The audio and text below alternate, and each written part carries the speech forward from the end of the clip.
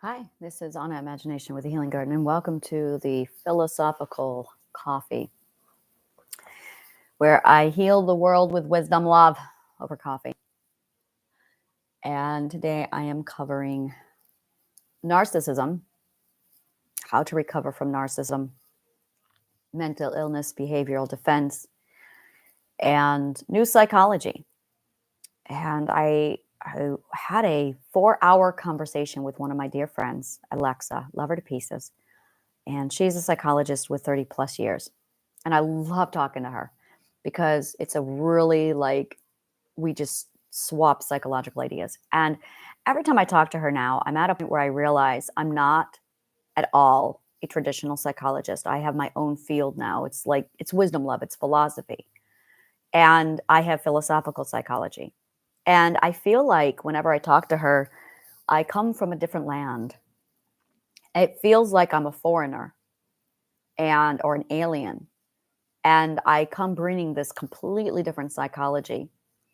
And I was able to ask her a lot of the questions that I've been asking and angry about. And I loved it. I said, I posed the question that I had for her. I said, the seat drop. I said, let's talk about the seat drop. I said, let's talk about the healing stages, the stages of healing. And she's like, right. And I'm like, you guys have this information.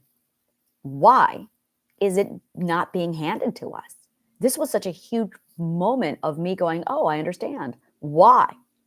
She goes, I don't know why.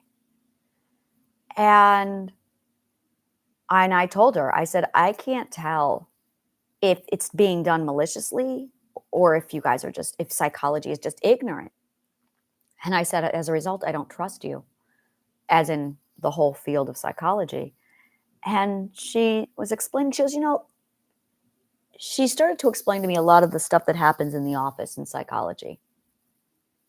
And my mouth is just like, she's talking about, mind you, everyone she's referring to is a psychologist. And they're lashing out. They're taking turns humiliating each other in some cases. They're projecting. And I went, you're psychologists. You know better. And she goes, yeah, you think we would, but it's a lot. And she's like, I'm the oddball out. And I had this moment when she was describing this one, there was a talk that a psychologist gave. And she talked about the pressure that psychologists have of, oh, you have to be right because you're psychologists and you know better, but they don't know. And then the psychologist this one particular gentleman, he was renowned. And so everyone came to this talk of his, and he ended up narcissistically bullying the audience, targeting one of the members in the audience, and then humiliating him and bashing him and being condescending, and then projecting. And I went, you know better. Like, of all the people in the world, you can claim ignorance across the board, but when you step into the world of psychology, you know better. I said, so what are they doing? And she said something that just clicked in my brain, and I went, imagination. This is I love figuring out anomalies. This is what has happened. It is ignorance, but it's not ignorance. When you remove imagination from a culture, much like what happened in the 80s and 90s when they removed all of our art departments from the majority of schools, what ended up happening was you remove the ability to problem solve. Imagination is the key ingredient to problem solving and thinking outside the box. If you do not have imagination, you are a drone. Drones are parrots who repeat a bunch of regurgitated garbage. And they're machines. You have a machine and you have imagination. And I'm going to say it again. This is where Star Trek really fucks up because it's traditional psychology reflected on the 1960s. And now I can't watch Star Trek anymore because I'm going, I can see so much error. It really reeks of the 1960s. I mean, it always did, but now it really does. Emotions are logical. They are part of the machine. Imagination is not part of the machine. A human being is composed of the machine side and the beautiful story side. Oh, which explains why you have to manage your story health and your logical health. Your logical health is your machine side. That is your subconscious mind. That is your emotions. That is your logic. That's your logical fallacy. But your story health is your imagination. That is where you problem solve. That's where perspective and love and identity come to life. Now, these things are 100% based off of your defined self.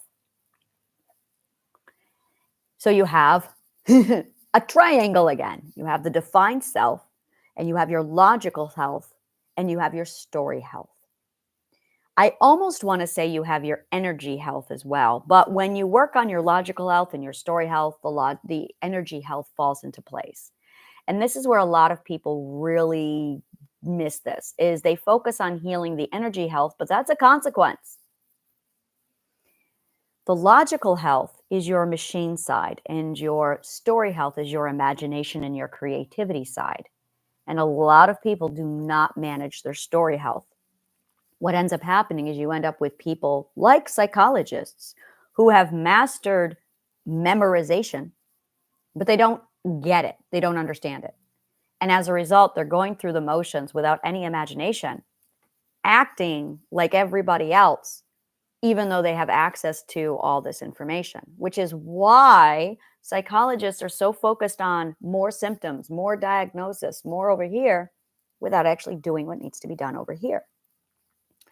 So it was a massive, like I said, we talked for 4 hours, and it was like, oh, and it was wonderful. There was so much fruit in it where I walked away and I was like, all right, I'm understanding what happened to psychology. Why? So I can be definitely much more gentle towards psychology. And yeah, much more gentle towards psychology. And this is the problem. It's this. So I figured out last night what's wrong with traditional psychology. And what is wrong is you have a bunch of unimaginative people quoting a bunch of stuff from Freud without anyone understanding properly what's going on, because they don't understand the theory. They don't understand the theory because they lack imagination and philosophy. As a result, it is a mediocre garbage thing, hence the mental health crisis. So yeah, she and I were talking about ways we can step into the world and really boom, let's do this. She asked me a few things about new theories, new exposure theory, and I was breaking it down like, okay, this is where they've got this wrong. This is the consequence. The big thing with, and it was, what was it? It was cognitive behavioral processing, or cognitive processing behavior, something like that. And it was a variation of cognitive behavior therapy. And I said to her, cognitive behavioral therapy is perfect. Stop fucking with it. Cognitive behavioral therapy is flawless. Don't touch it.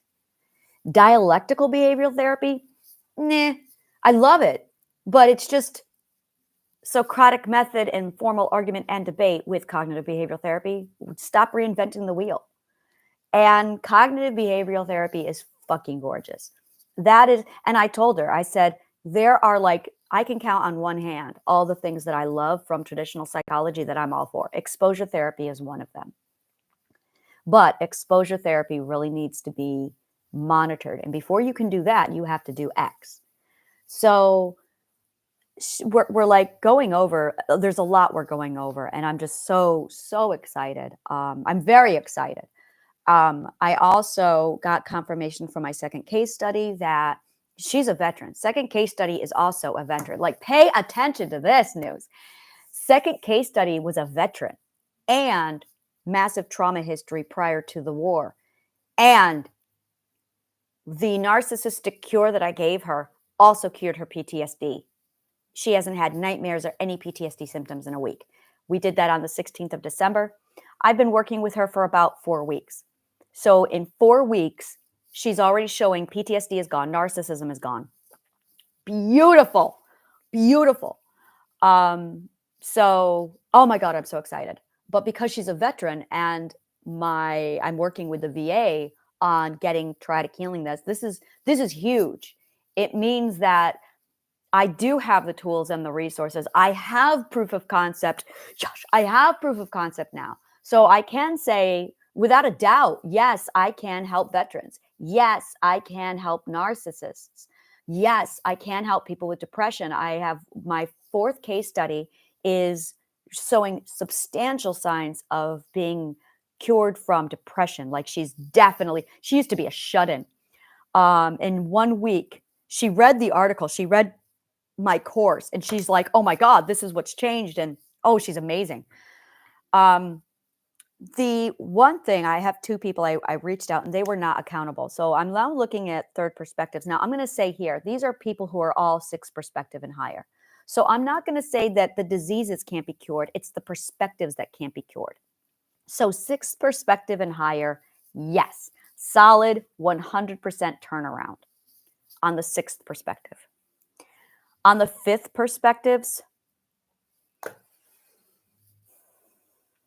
I'm certain I can. I know I can. I know I can. But I know that I just gave 2 of my 2 people. I gave a second perspective and a second or third perspective my work, and I watched the way they handled it. Dead in the water. Completely missed the point. They were more defensive. Fear! Fear! Fear! I can do this.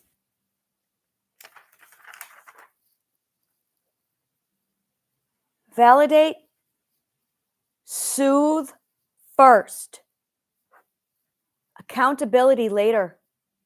I was going out of order. The 3rd and the 2nd perspective need soothing and validation first.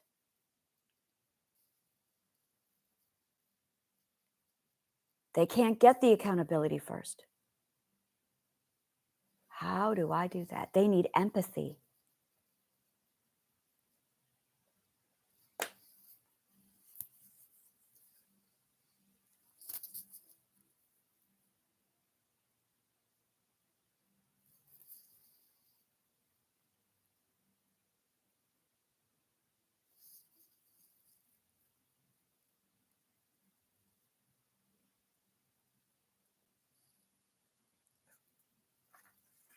How to open a mind.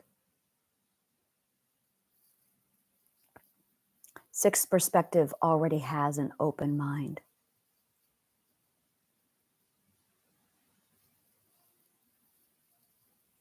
That's why I can heal them right away. It's because their mind is already open. I just need to calibrate with a North Star.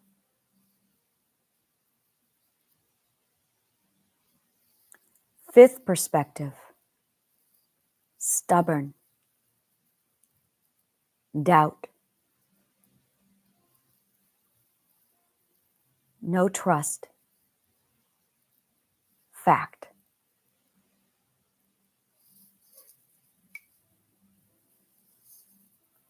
Too much deceit.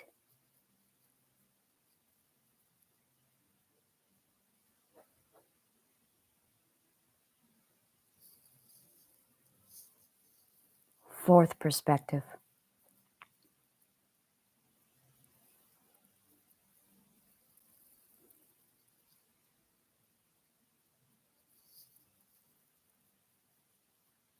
Freedom is dangerous. No trust. Laws help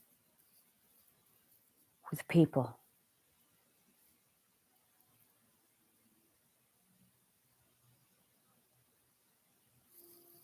Third perspective, fear. Oh, you pilgrim's progress. The valley of shadow of death. There it is. It's the stages in the progression of fear. That's what these are. Oh, this is fucking beautiful. It's the journey through fear.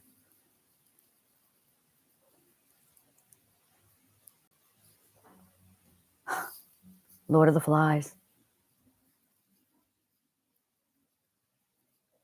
They need to soothe. Second perspective.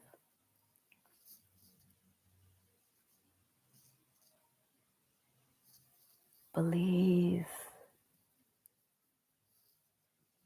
in their own power.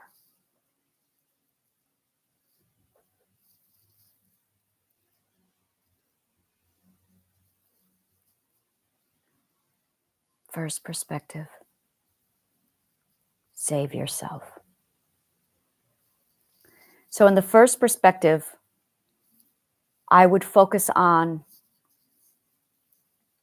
self-empowerment. Second perspectives, believing in their own power.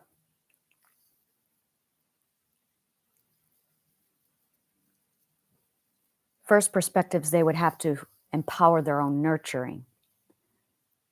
Second perspectives, believing in their own power and authority.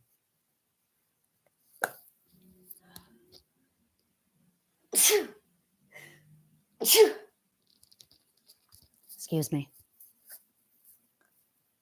Third perspectives, they need to soothe the fear. They have no fear management. Fourth perspectives, no trust.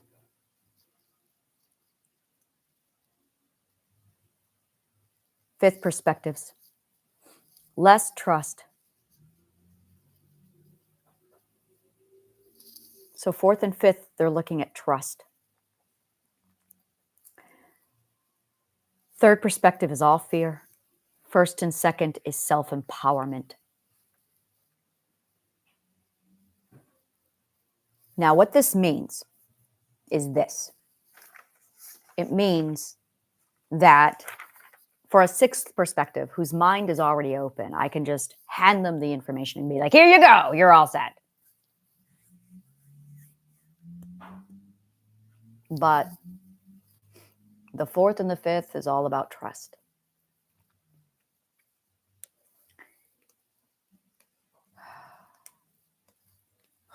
I had it again in my head of maybe I'll go up to see my parents, because there's a whole bunch of second, third, fourth, fifth perspectives that I can just like. There's no fifth perspectives among them. Yeah, that I can like. I have everything from a first perspective all the way up to a fourth perspective up there, down there, over there, upstate. I'm going, interesting.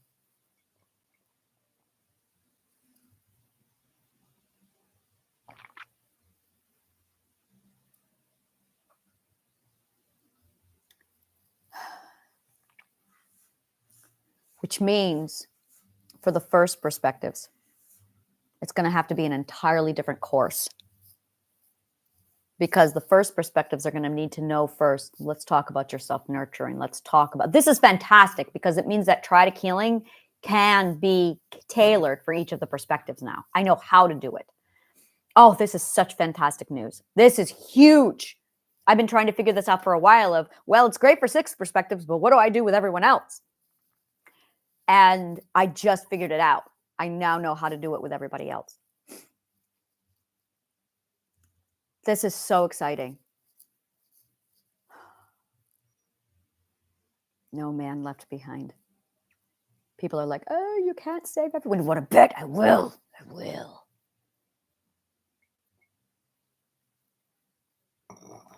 We're back to fear soothing management skills. So how to soothe fear? Because this is really what a lot of people struggle with.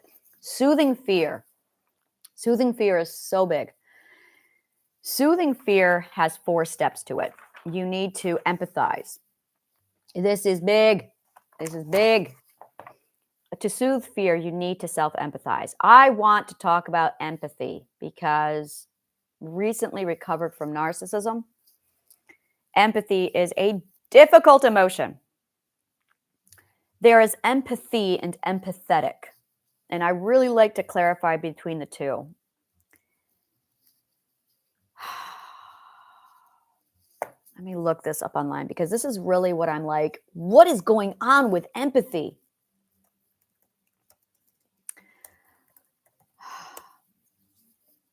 Okay.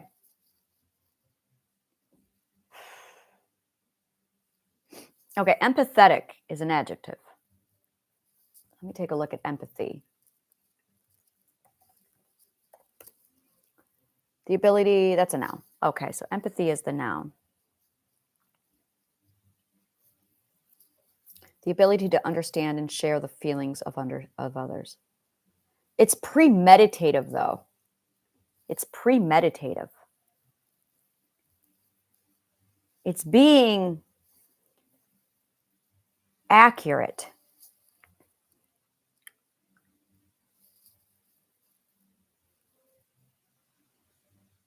On the story of how my words affect other people.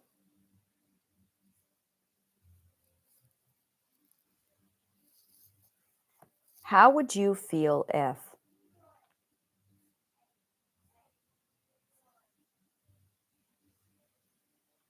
we're mirrors? How would you feel if I wouldn't? I wouldn't. I don't care what other people think about me.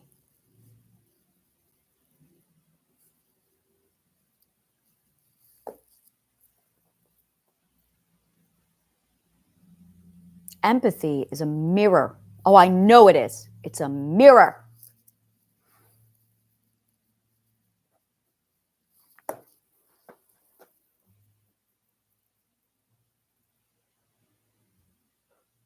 He said to me, how would you feel if?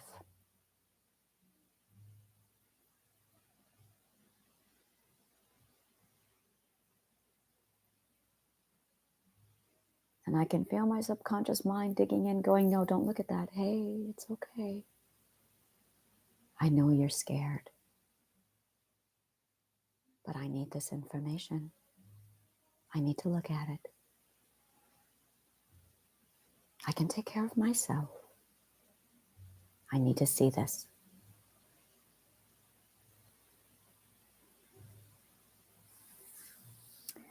I would love to have a yoga instructor here every morning, leading us in yoga.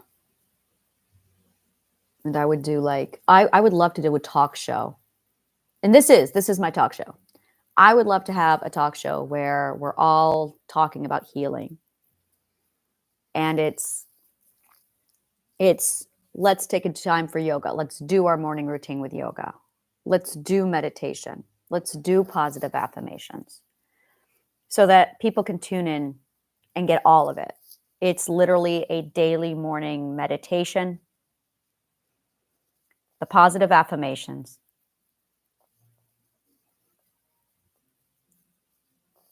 meditation, positive affirmation, yoga. You know, like the news, it'd be like the news where it's like, and now over to sports. And then it goes over and you hear about sports, except it's healing. It's all healing. And meditation, positive affirmation, and manifestation.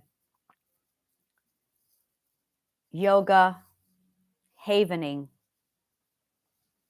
And then it would be the conversation that I do, where we talk about a particular point on healing. And that's what this is. Like, this is what it's eventually going to become.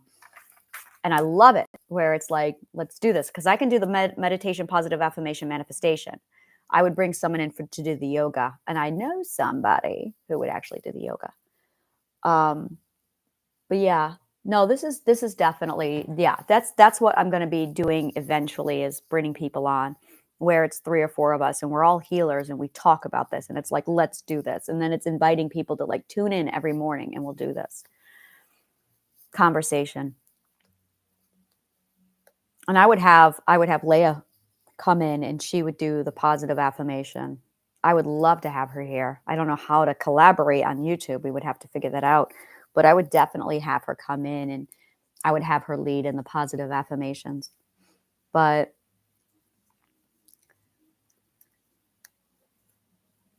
as far as empathy goes,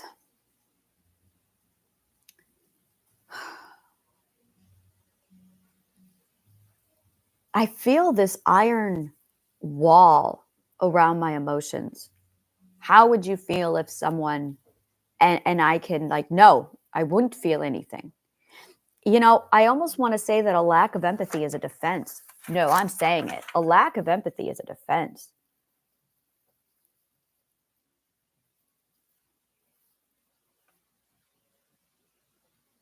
Which is why narcissists can't feel empathy. It's not safe. Why? Why? All right. Let's do this, fear system. Let's do this, Jerry, you and I, right now. Why isn't it safe? Oh, there you go. It's not safe to feel empathetic. There it is. Okay, so it's not safe. It is not safe to feel other people's emotions. Why? Because they use them against me. Because they've been weaponized. It's two-way. It's two-way. It's two ways. Well, there it is. So you can wall up your emotions and you can block others from coming in, which is empathy.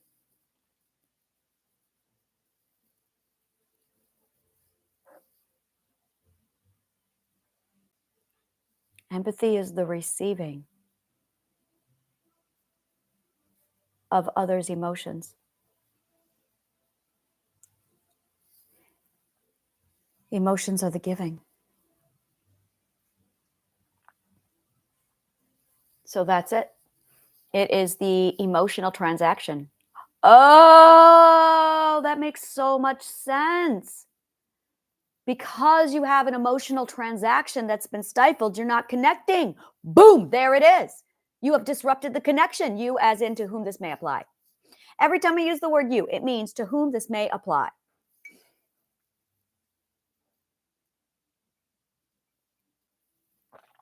You get to decide if you are the you in my you.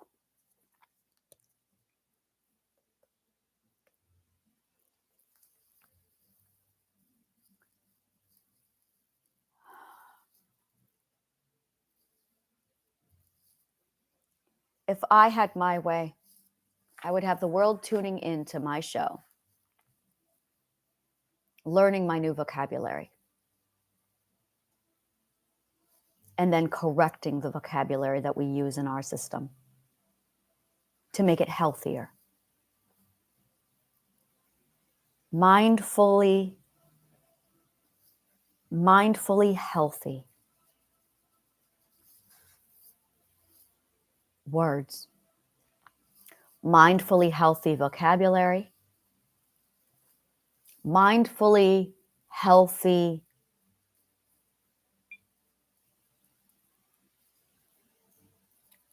word health. Word health. We do very much have our word health, which is linked to our emotional health. They are one and the same. Words and emotions are absolutely the same. Oh my God, they are so intertwined. And our word health is so poor in this culture. So I have this thing where I'm doing mindfully healthy words. And it's systematically removing the words that we use in our culture that are not healthy, that are toxic, that do break down things. Mindfully healthy.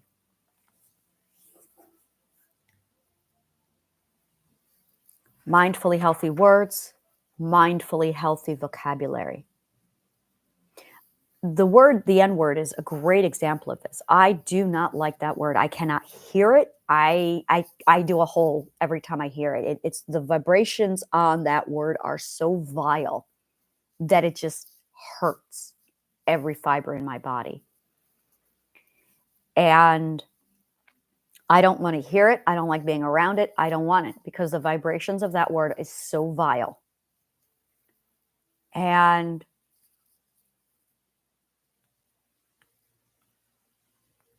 that is a great example of a word that has so much infused disgust and hatred in it that when I hear the word, I can just hear the centuries of hate and filth in that word. And it's fucking disgusting. I just don't want it around me. There are other words like that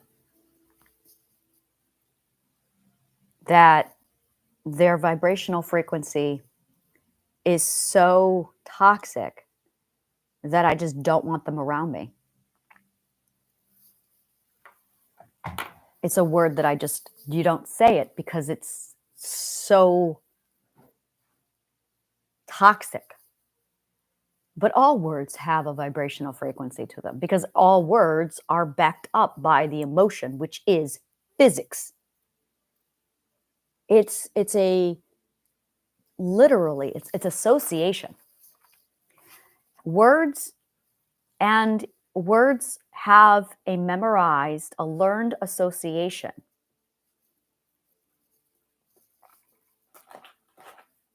Words have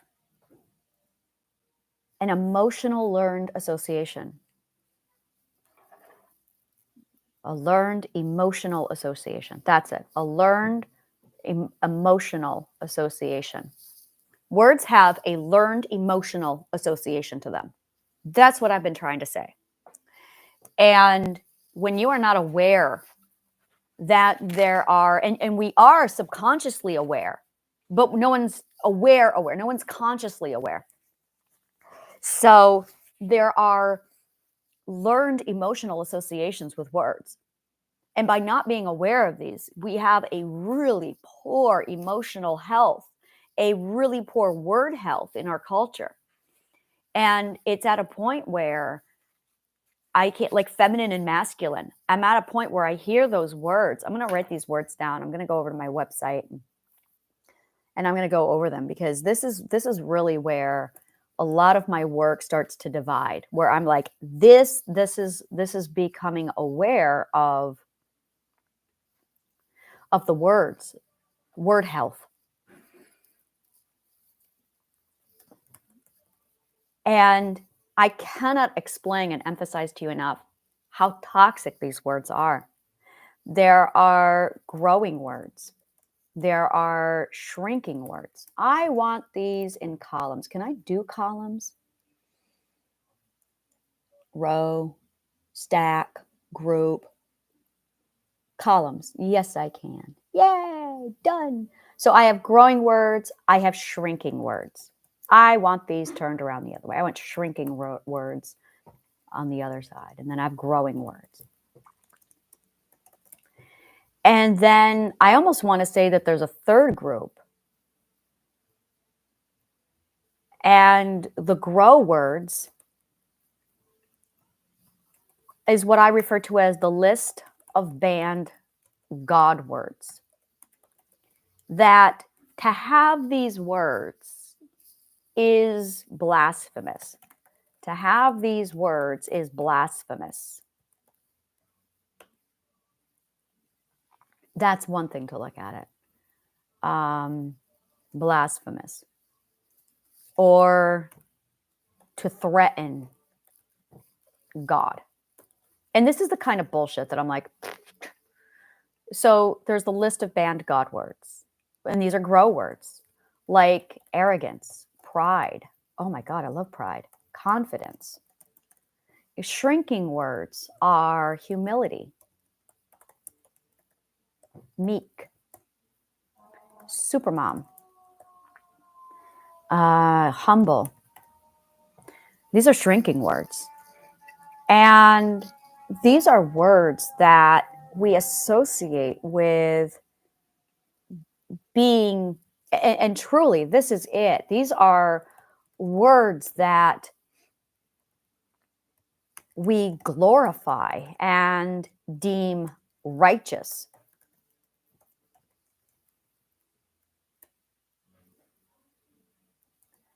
We reward for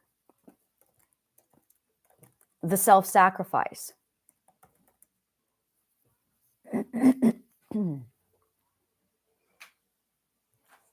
Sheep or followers. We actually reward people for this. Like it's a good thing. I mean, think about this. And self-esteem. And these words, the way they contaminate our culture, creates the culture. There's more. What are the other words? And the shrinking words are what I refer to as slave words. These are words that are designed, selected, created, and used on purpose to keep a victim in a position of abused, so that if you were to step out of it, you would not be easily abused. So the psychology is, let's create a list of banned God words. Too big for your britches. There you go. These are phrases that we use. Too big for your britches. And what's really, that means you're getting confident. And if you really think about the way we use words, how words are used to sculpt our culture, we have a shrinking culture. And you're either on the arrogant side or you're on there's like no concept of healthy authority. And this is really, I am on the bag wagon. The bag wagon, is that what we call this? I call this healthy arrogance. Not even healthy arrogance, it's healthy authority. And healthy authority is when you claim the power that you are entitled to at birth by accepting and wielding your power of choice. But our culture shrinks us down and defeats us. Obedient. Oh, that's another word. Obedient. This is a shrinking word that we are glorifying. Oh, here you go. God-fearing. Oh, I hate that fucking word. Every time I hear God-fearing, ugh. Faithful. Loyal. These are toxic shrink words. It means if you aren't these things, I can't abuse you. These are toxic shrink words that mean if you aren't these things, then I can't abuse you as easily, if at all. Really wrap your head around this. And this is it. Humility, meek, supermom, humble, nice, ugh, nice, mean, which often is assertive. And by saying these things, you really start to see them. I mean, that's really bottom line. How do I get out of here? There it is. That's where I want to be. So the next group of words, and these are what I refer to as the Joffrey peon. This is the Joffrey peon presence. I love that word, Joffrey peon presence. And you have Rainbow Land versus, and the other side that you have to it is, what did I call it before? And I talked about this yesterday with the Joffrey peon presence. And this is your, I don't know what to clump this in. It's the bully abuser. I'm just going to call it the bully abuser. And rule of thumb, Rule of thumb. I know where that comes from. Maybe I shouldn't say rule of thumb. The general rule is this. The bully mocks, condescends, and projects anger when they are told that they cannot, should not abuse or bully. And this is absolutely, like, this is Trump culture. And I'm calling it, it's Trump culture. There you go. Trump culture. Trump culture. This is it. It is racism. It is misogyny. It is prejudice. And it is literally, and this is really what we are looking at culturally now, is we have this massive Trump culture where it's your classic white, racist, prejudiced, misogynistic man versus Rainbow Land. And Rainbow Land is literally everybody else. And we're trying to raise awareness. We're trying to say, I've had enough. I'm allowed to be a nonconformist.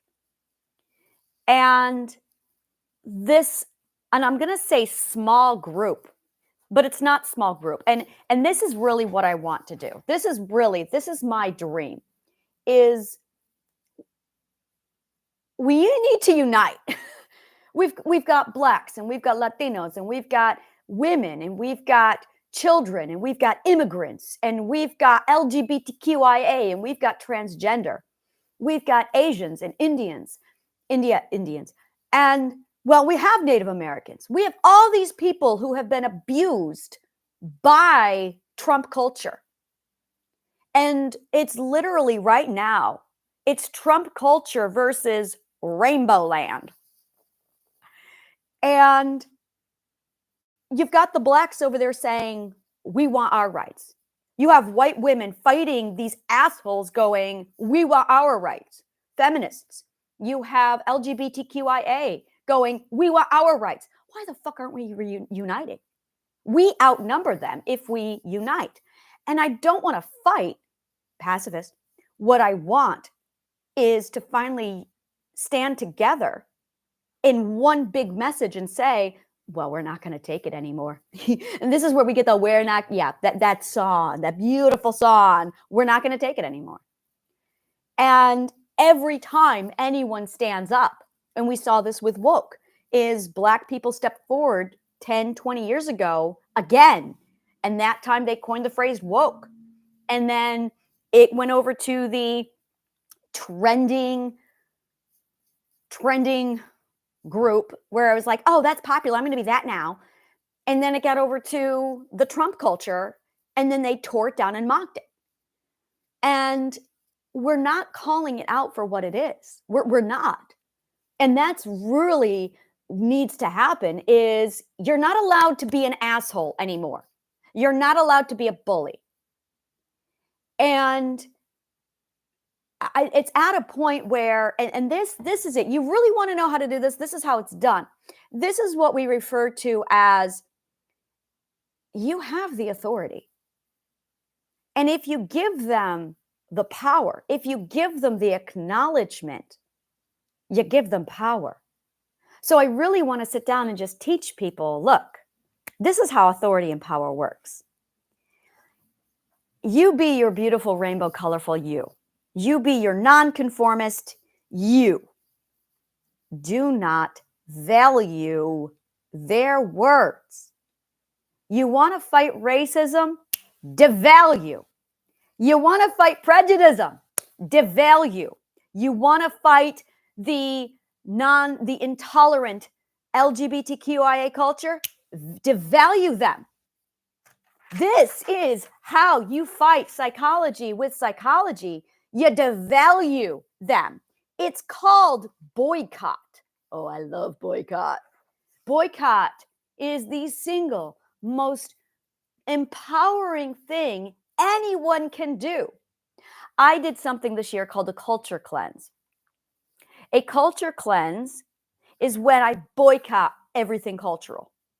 I wanted to do a full culture cleanse, and I did. I stripped everything from my culture. If it was not using me to empower me, it got thrown out. It took me a while to get rid of Facebook, but everything else, news has been gone for a while. Marketing has been gone. But this year, I took out holidays.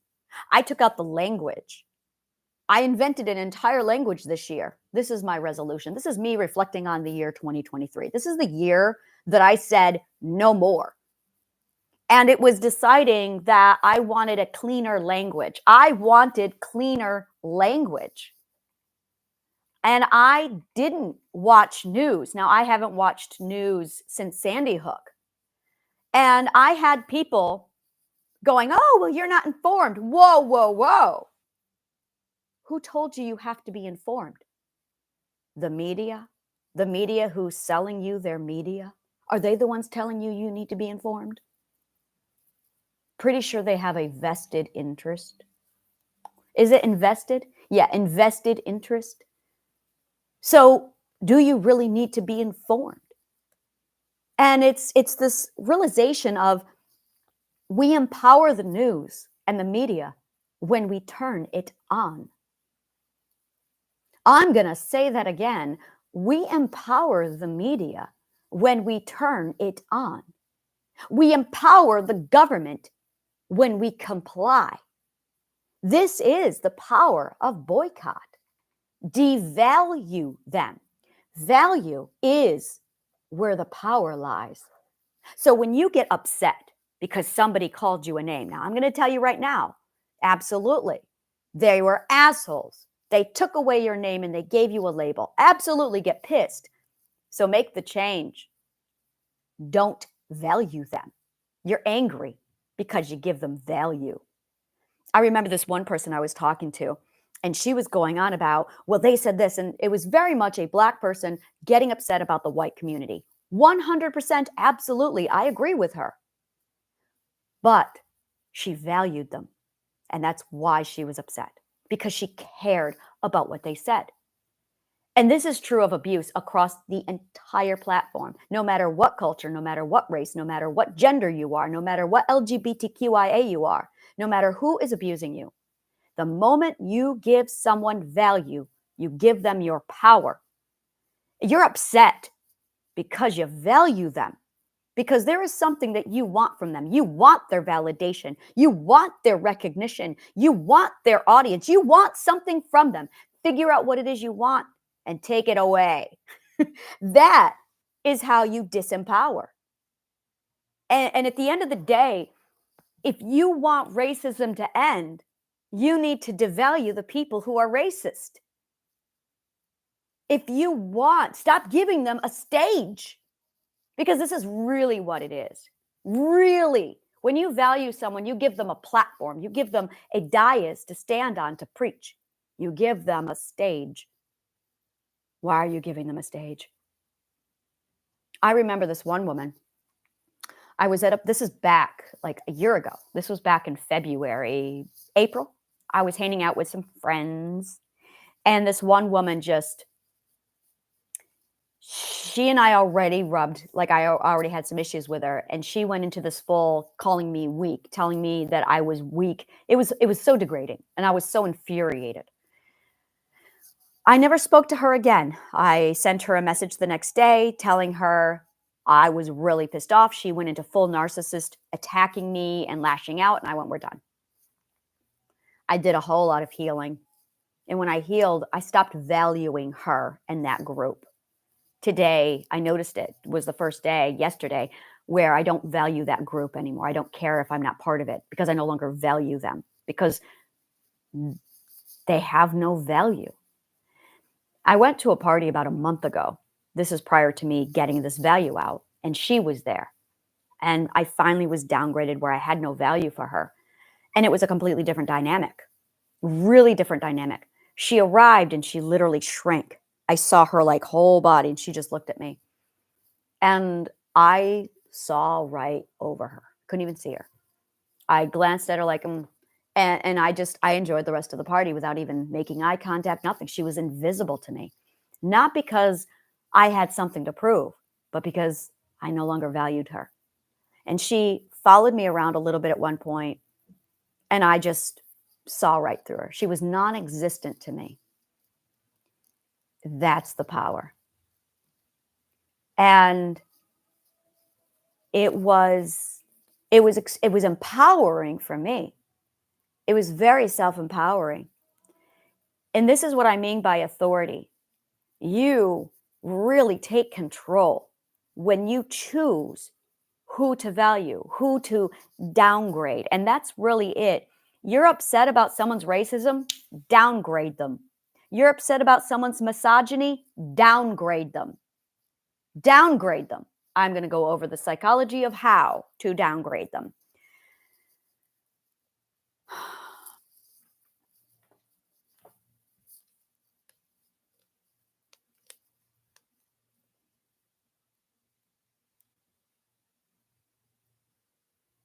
Shift your priority. It is priority shifting. It is self-love. It is, I finally love myself so much that I don't need you to love me for me. I love that. That's it. I finally love me enough that I don't need you to love me for me. Oh, I'm going to say that. That's going to go into like the little comments below here. I finally love me enough that I don't need you to love me for me. There you go. Yeah, that is it right there. Love yourself enough that you do not need anyone to love yourself for you. That is it. That is it. That is priority. And suddenly, truly, quite suddenly, you don't need anyone to, and you truly don't. You don't need anyone to value you. You don't need anyone to prioritize you. And this is something that this topic today is something I'm really going to be taking out, and I'm going to be like, this is my new campaign. This is how you resolve racism, misogyny, LGBTQIA hate. This is it. You had to value them. This is how you fight it. Don't get angry. I mean, get angry enough to the point where you finally say, I'm not going to value you anymore. If you're getting angry, it's because you prioritize them, because you want something from them. And this is bottom line. This is how emotional transaction works when it comes to value and power. And I am huge on this whole Joffrey peon presence, the Trump culture versus the rest of the world. And it truly is. It is this. Let me see if I can find this. I'm on my thing here, and it's columns. I'm totally doing this.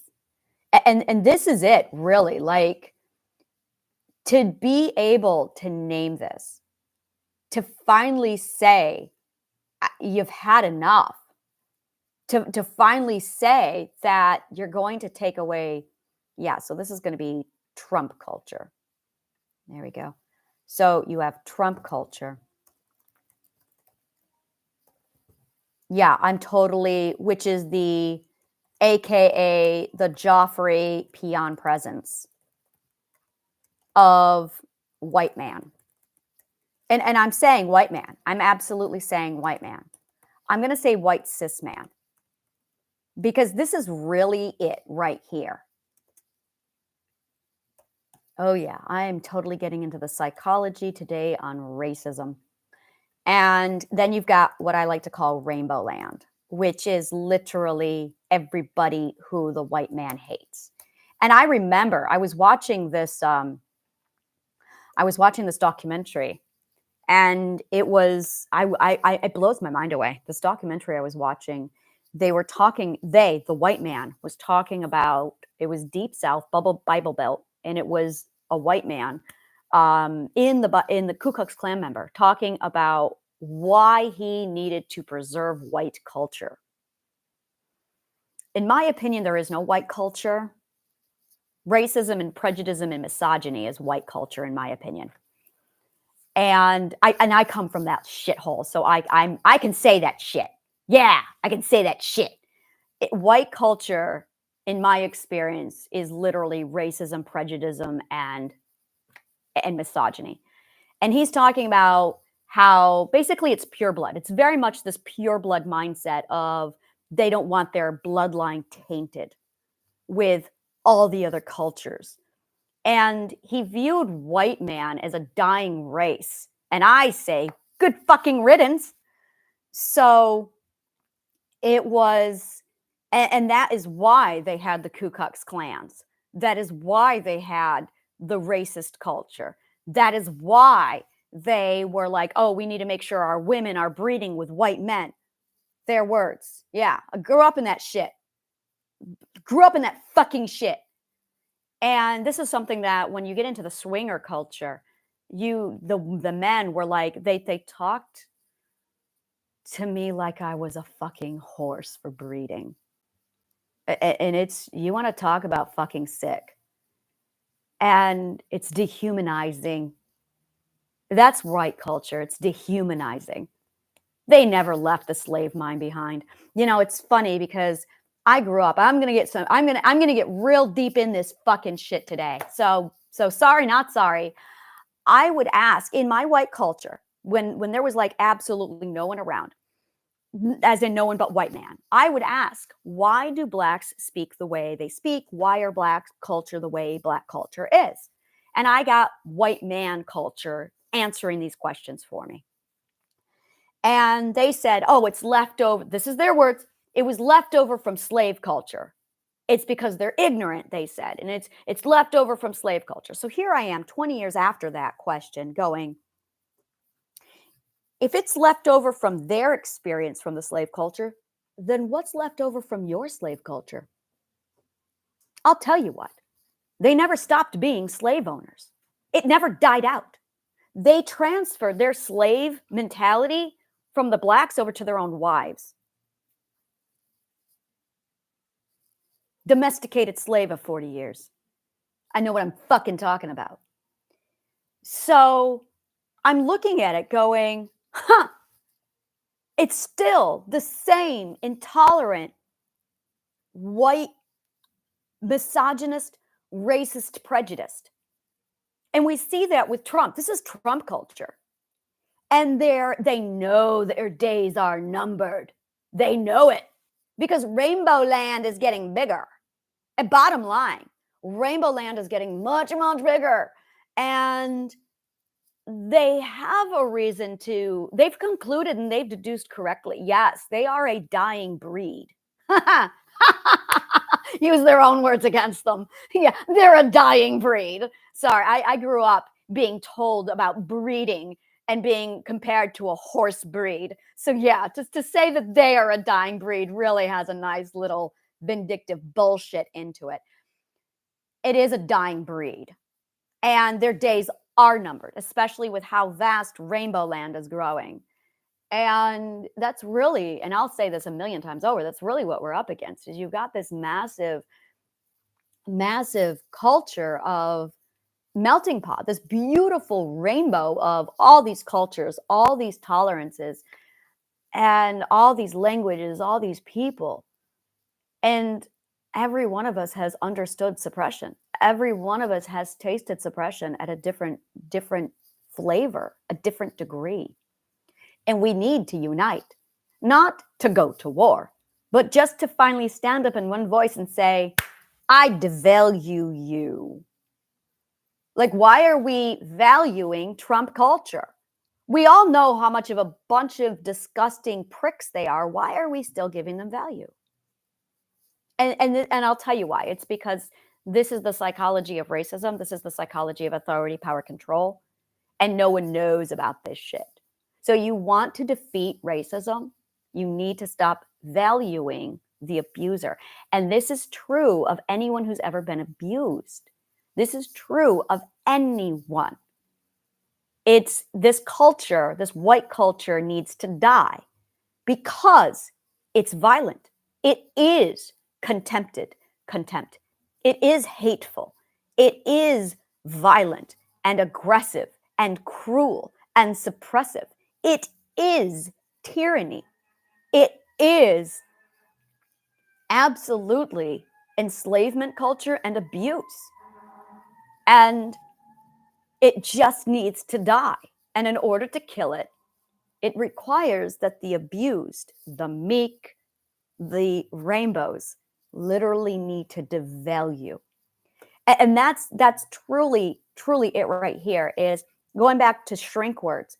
There are a list of words that they use that degrade us. Snowflake is one of those words. Cracker is a word now that they use. Let me see here. I don't know if cracker is, but snowflake definitely is. Woke is now a word. These are the words that they have taken to, social justice, SJWs. That's another word that they culturally, words that the oppressive white man, that the abusive white man, and I have to clarify white cis man, the white supremacist. Yeah, white supremacist. I'm trying to figure out how to properly, because my son is absolutely not in this category, but he is white man. So and it doesn't apply to him because he's absolutely, like, he is so much of an ally. Like he is absolutely in rainbow land. So I don't want to say white cis man. I need to clarify. White supremacist, you could say. White intolerant. Yeah, I want to say it's intolerant white. And that's it. It's the intolerance. It's the intolerant white. And what I've noticed is these are the words used to mock, abuse, beat down, and invalidate, discredit, to attempt to disempower us.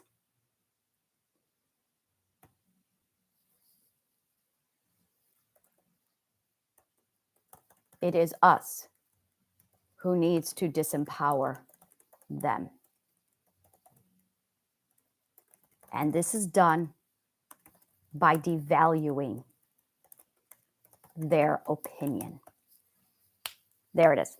Words that the abusive, intolerant white man uses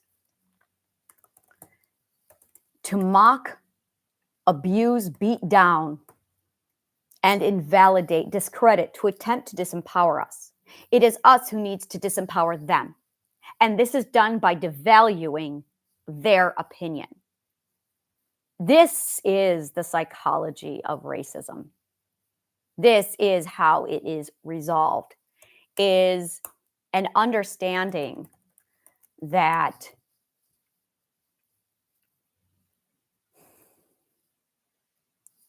so long as we value their opinion of us,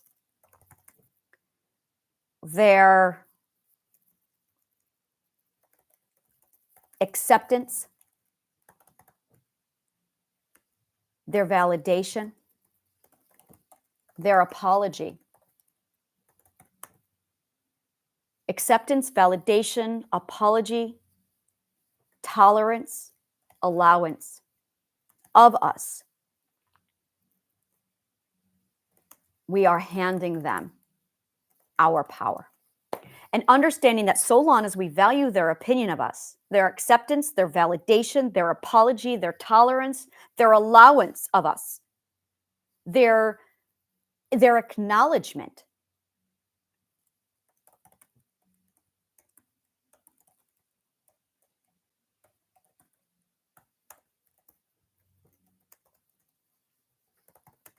that we are handing them our power. To end racism, misogyny, and prejudice, we must stop valuing and prioritizing their acceptance of us. Make them invisible. Turn it on them. Literally turn it on them. Fight fire with fire. This is psychological warfare. You really want the truth of it. This is psychological warfare. And that's my specialty. Like, this is it. And and we're on a societal whole. I see this with our this is not something that is fought as a group. It's something that is fought as an individual. It's not something that's fought as a community. It's a refusal to play the game anymore. It's finally saying, I'm having enough. This is power. Oh, I would love to teach each and every one of these people from Rainbow Land about power. I would love to sit down with every person who's ever been a victim and teach you about power. Power is value. 100%. Money has power over you if you value it. A landlord has power over you if you value. The government has power if you value. Think about power as TV ratings. Really, we're back to boycotting again. Power is value. If you value it, it has power over you. If you don't value it, the power is gone. You get to choose where you put your value and your power. This is how businesses and economy rises and falls and fluxes. This is it. Imagine, I'm going to say it, a world where we all unanimously say money no longer exists and food is now free. And the people who produce the food do it because they love to do it. Just because they love to. And that the people who are charging farmers say, housing is free now. Money doesn't exist. Stop valuing it, and it goes away. Suddenly the money crisis doesn't exist. It is abstract, after all. The abstract, funny thing about the abstract world, it doesn't exist unless you say it does. It doesn't exist if you don't give it power, if you don't value it. The reason why so many of us are so gung-ho about being wealthy and chasing money is because we value it. Imagine how beautiful and rich the world would be if we valued art instead. Art is a direct threat to money, which is why they got rid of it. Imagination is a direct threat. Education is a direct threat. Network, community are a direct threat.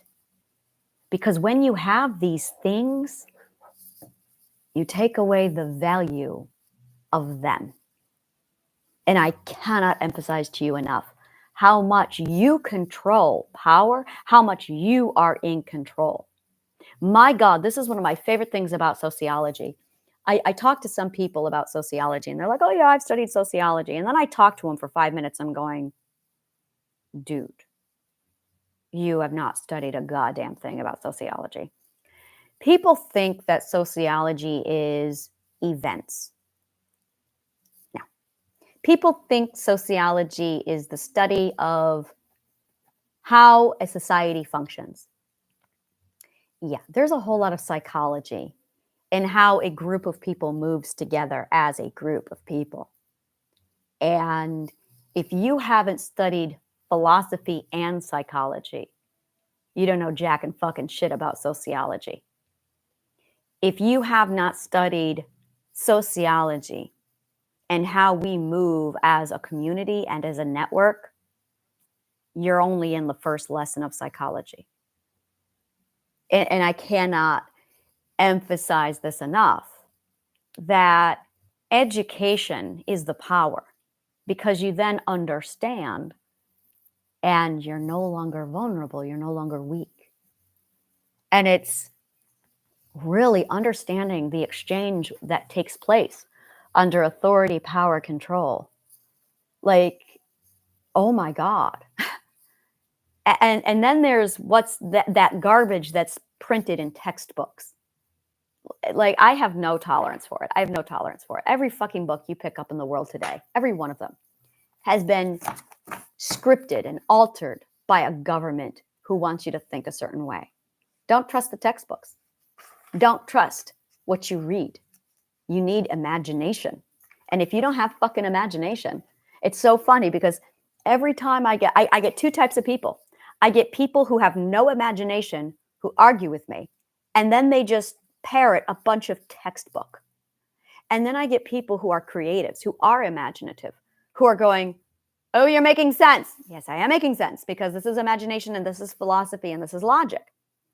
And that is my ideal world, is everybody being logical and imaginative at the same time, so that you can create this gorgeous cocktail of thought, of authoritative thought. And that is it right there, is logical imagination is the ingredient to authoritative thought. You want to be authoritative with thought, you need logic and imagination. Bottom line. And the only way and the only place you get that is art and philosophy, which is why Plato at the Library University of Alexandria, his academia, made sure that people learned logic and art, and then later science. But that just kind of comes later when you're trying to figure out the big clock we're all living in. So it's really wow, just wow. So you want to really defeat feminism. If you're a feminist and you really want to take down the misogyny, stop valuing the misogynist. If you are racist, if you are of a minority or a different race and you want to take down prejudice, stop valuing the racist. And this is where you really need to get self-honest. Why do you value their opinion? And I'm going to tell you right now, the majority of people who value is because, well, they hurt me. If I don't value them, if I don't make them stop. And here's really it right there.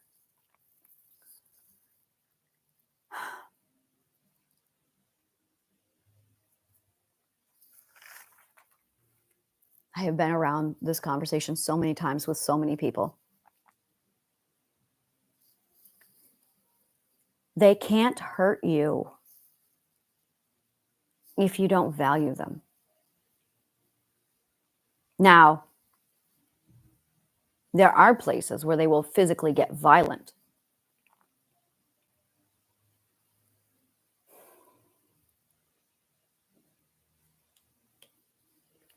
And this is where I say again, we just need to unite. It's no longer acknowledging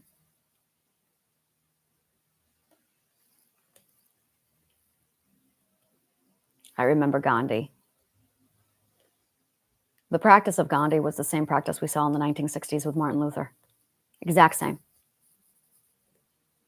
It was devaluing what the abusers insisted we value, and we refused. Gandhi refused to value what he was told they had to value. And that's really what it was. The British said to the Indians, oh, you have to value this process. And the Indians, Gandhi led them and said, I'm not valuing that. So he burned the documents that they told them he had to value. Yeah, they beat him. And he did not raise a hand to them. It was just a refusal to value. Same thing with the tea, same things in the 1700s. The British came over and they said, you have to value this. You have to pay your taxes. I don't value and I don't acknowledge. Boycott, to the point where they destroyed the tea. And it was very much a refusal to value. And it's just bottom line. It's going to be violent sometimes.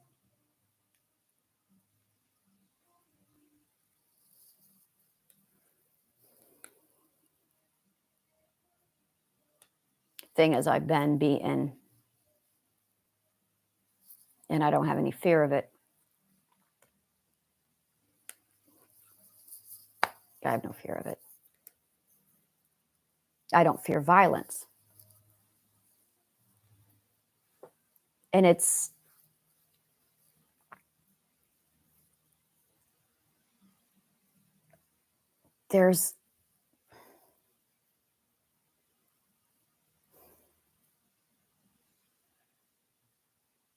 I remember I was talking with my former girlfriend for a long time, and she was so angry and she would get so worked up and she would scream.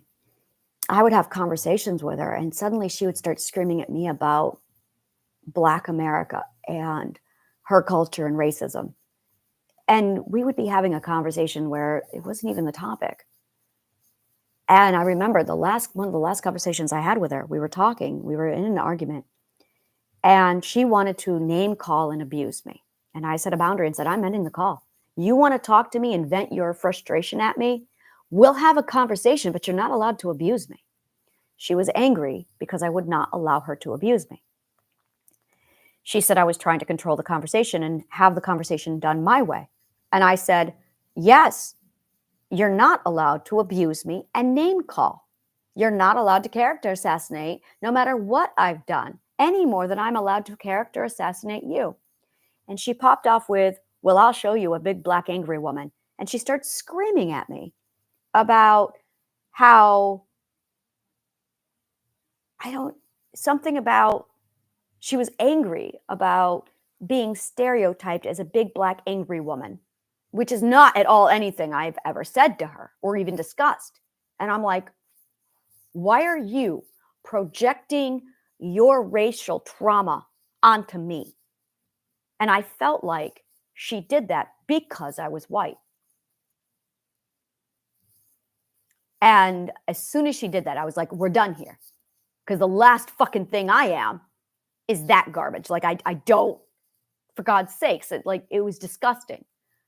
And that she was projecting the abuse from other white people onto me. And it was not like, and she had told me, she was like, there's certain movies she can't watch where she ends up walking away hating all white people. And it's the same thing, and I'm saying it, as when I project my man hate onto all men. Thing is, I've been fucking abused by white man also. For other reasons.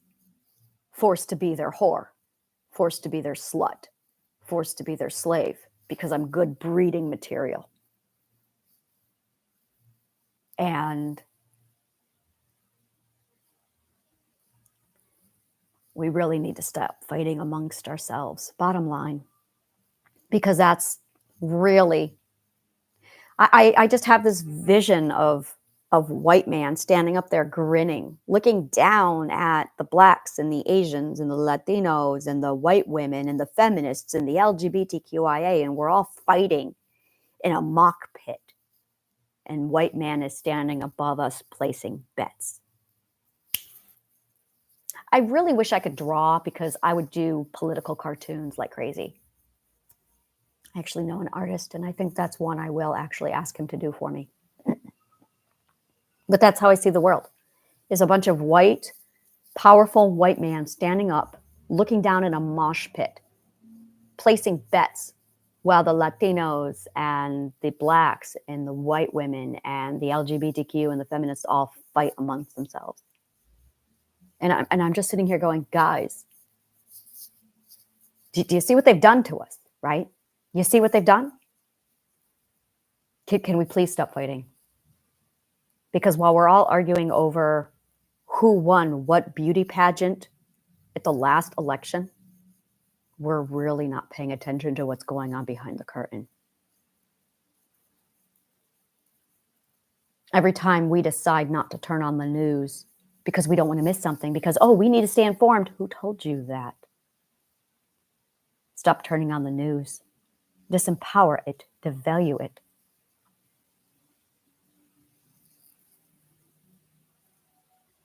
Stop playing the game. Just stop playing the game. Start to notice the game. Start to notice that you're a pawn in the game and they're pulling your strings and making you dance. And when you put it down and you say, I'm not going to play this anymore. Everyone's complaining about the rat race. Who said you have to be in the maze? Whoever told you you had to be in the maze? The people who told you to be in the maze? You think there's no alternative? And who told you that? The people who built the maze, who want you running the maze?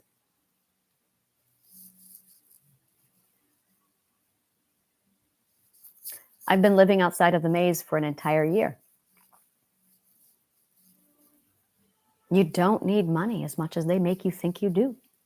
As long as you can barter, as long as you have a community, you don't need the money. And it's like,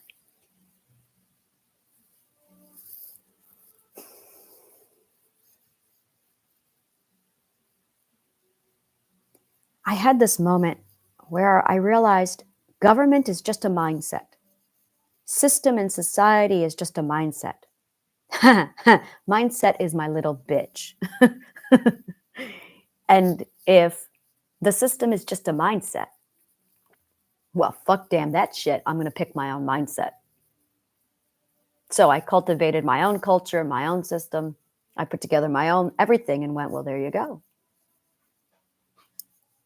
And I talked to the people and they're like, yeah, I can't stand the system. It's a mindset. Change it. Shift your perspective. Devalue it. Disempower it. It's all just a matrix. Thank you so much for your audience.